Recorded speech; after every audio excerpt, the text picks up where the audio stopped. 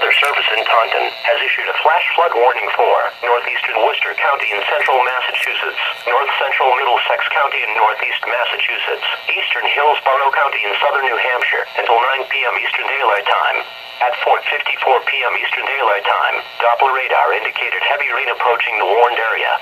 The band of heavy rain is expected to cross through the Manchester to Nashua corridor in New Hampshire, southward through Middlesex County, Massachusetts, between 5 and 7 p.m.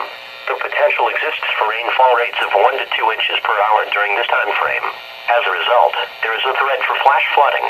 The main threat is for rapid urban and poor drainage inundation, though some small streams may approach bank-full levels.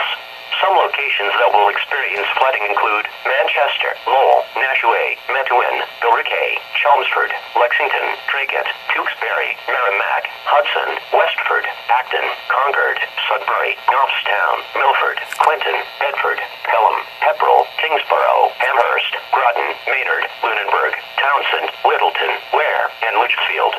Rapid flooding of streets and underpasses is imminent. Do not drive through flooded roads and find alternate routes.